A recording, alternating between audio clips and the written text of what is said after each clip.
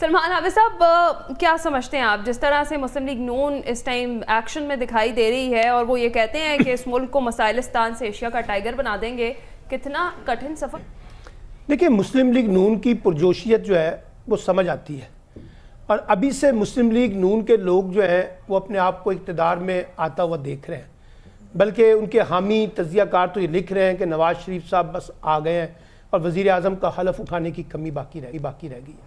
اور یہی وجہ ہے کہ ایک پرسپشن بلڈ کیا جا رہا ہے کہ اگلی حکومت مسلم لیگ نون کی ہوگی۔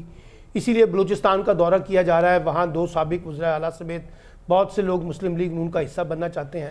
اسی طریقے سے باقی جگہ پر وہ جانا چاہتے ہیں۔ تو ایک گرم جوشی تو مسلم لیگ نون کے اندر آئی ہے۔ اب یہ گرم جوشی صرف اس وجہ سے نہیں آئی کہ نواز شریف صاحب پاکستان آ گئے ہیں، وہ اس وجہ سے آئی ہے کہ عمران خان کا راستہ روکنا ہے تو ایک متبادل قوت درکار تھی۔ اب وہ متبادل قوت کون تھی؟ وہ نواز شریف صاحب ہو سکتے ہیں، کیونکہ بلاول صاحب کا مسئلہ یہ ہے کہ ان کے پاس پنجاب میں وہ پوزیشن نہیں ہے، اور جب نواز شریف کا راستہ روکنا تھا تو متبادل قوت عمران خان تھی۔ تو یہ ہم نے کھیل دیکھ لیا نا، تو اب وہی کھیل ہے، کریکٹر بدل گئے ہیں، کردار بدل گئے ہیں، شکلیں بدل گئی ہیں، اور سیاسی جماعتیں بدل گئی ہیں۔ اب مسئلہ یہ ہے کہ نواز شریف صاحب کا پرابلم یہ ہے کہ نواز شریف ابھی حکومت میں نہیں ہے، اس لیے وہ سب کے ساتھ مل کر انگیجمنٹ کی پالیسی اپنانے کی باتیں کریں گے، کیونکہ ان کا طریقہ کار یہی ہے۔ لیکن جب وہ اقتدار میں آ جاتے ہیں تو صرف اقتدار مسلم لیگ نون کے پاس نہیں رہتا، بلکہ مسلم لیگ نون سے سکڑ کے ان کے خاندان کے چند افراد اور ان کے دوست و احباب تک آ جاتا ہے۔ اس کا اظہار مسلم لیگ نون کے اندر بہت سے لوگ کرتے ہیں کہ جناب یہ شریف خاندان کی ایک وراثت جو ہے اس تک چیزوں کو محدود کر دیا گیا ہے، اسحاق ڈار کی مداخلت بہت ہوتی ہے، پھر مریم نواز ہیں، پھر نواز شریف ہیں، پھر شہباز شریف ہیں، پھر حمزہ شہباز ہیں، پھر کیپٹن صفدر بھی ہیں، اور بہت سے لوگ ان کے تعلقات والے ہیں۔ تو اب مسئلہ یہ ہے کہ نواز شریف صاحب اقتدار میں آ بھی جائیں، ان کو سہولت کاری مل بھی جائے اور ان کو یہ سب چیزیں مل جائیں، لیکن اس کے نتیجے میں جس قسم کا الیکشن کا منظرنامہ بنایا جا رہا ہے وہ بڑا کرٹیکل سوال ہے۔ اب آج دیکھیے نا، صدر مملکت نے خط لکھا ہے نگران وزیر اعظم کو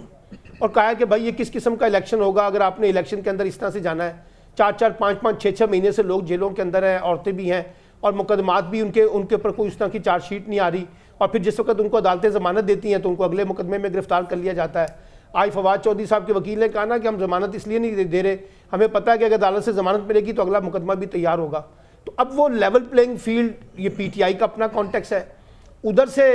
پیپلز پارٹی بھی بات کر رہی ہے کہ جناب ہمیں لیول پلینگ فیلڈ نہیں مل رہی۔ اس پورے منظرنامے میں مولانا فضل الرحمان صاحب غائب ہیں، پتہ نہیں کے پی کے میں ان کی لاٹری نکلی ہے یا ان کو مایوسی ہو گئی ہے یا ان کو لگتا ہے کہ لیول پلینگ فیلڈ ان کو ملنے والی ہے، نہیں ملنے والی۔ اسحاق ڈار صاحب کہہ رہے ہیں کہ ہمیں بھی لیول پلینگ فیلڈ نہیں مل رہا، تو پھر مل کس کو رہا ہے؟ وہ اسحاق ڈار صاحب کو لیول پلینگ فیلڈ اس لیے نہیں مل رہا کیونکہ ان کا مطالبہ یہ ہے کہ نواز شریف مرکز میں وزیر اعظم ہو اور صوبے میں ان کی بیٹی جو ہے وہ وزیر اعلیٰ پنجاب لیول پلینگ فیلڈ کی ڈیفینیشن الگ الگ ہے۔ نہیں تو ہر ایک کی ڈیفینیشن ہے، وہ میں نے بتا دیا کہ مسلم لیگ نون کیا چاہتی ہے کہ پنجاب میں مریم نواز کو وزارت اعلیٰ دی جائے اور مرکز میں نواز شریف صاحب کو وزیر اعظم بنایا جائے، اس لیے ان کو لیول پلینگ فیلڈ نہیں مل رہی۔ لیکن میں جو بات بنیادی طور پہ کرنا چاہتا ہوں، ہم پورے انتخابی پروسیس کے اوپر ایک کوشچن مارک کھڑا کر رہے ہیں، اور پورے انتخابی اس کے اوپر ایک سوالات در سوالات پیدا ہو رہے ہیں۔ مسئلہ صرف پی ٹی آئی کا نہیں ہے، پی ٹی آئی کو لیول پلینگ فیلڈ ملتی ہے، اسپیس ملتی ہے، نہیں ملتی ہے، وہ ایک الگ بحث ہے، لیکن جس طرح کی پولیٹیکل انجینئرنگ کا کھیل اب ہم دیکھ رہے ہیں، اور جس طرح سے ایک شفقت کا ہاتھ 2018 میں کسی پہ رکھا گیا اور 2023 میں کسی پہ رکھا جا رہا ہے، تو یہ کھیل جو ہے اس سے مجھے نہیں لگتا کہ پاکستان کے اندر کوئی پولیٹیکل سٹیبلٹی انشور ہو سکے گی، اور مجھے لگتا ہے یہ انتخابات بھی ہو جائیں گے، انتخابات کے نتیجے میں پارلیمنٹ بھی آ جائے گی اور پھر وزیر اعظم بھی بن جائیں گے،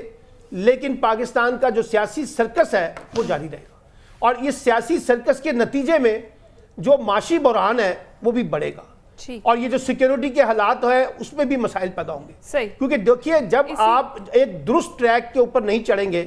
اور ایک صحیح راستہ اختیار نہیں کریں گے تو پھر اس کے اندر جو ہے نا، جو جسے کہتے ہیں نا جھول آتا ہے، وہ جھول آپ کو لے کے بیٹھ جائے گا۔ اب یہ ہمارے فیصلہ ساز جو بھی ہیں وہ طے کر لے، نگران حکومت طے کر لے کہ کس طریقے سے الیکشن کمیشن طے کر لے کہ کس قسم کے الیکشن کروائیں گے اور کس قسم کے الیکشن کے بعد کس قسم کا ماحول پیدا ہوگا، اور اگر وہ ماحول تلخ ہوتا ہے، ٹکراؤ ہوتا ہے، محاذرائی ہوتا ہے تو اس کا ذمہ داری جو ہے پھر وہ کس پہ عائد ہوگی۔ یہی وہ سوالات ہیں جو الیکشن کی ڈیٹ آنا سب سے اچھی بات، اور الیکشن کی ڈیٹ آئی تو لوگوں نے شکر ادا کیا، لیکن اب اگلی بحث شروع ہو چکی ہے کہ کیا یہ الیکشن متنازع ہوگا یا یہ ٹرانسپیرنٹ ہوگا. اب ساری بحث اس کے نتیجے میں گھوم رہی ہے. ٹھیک ہے جی.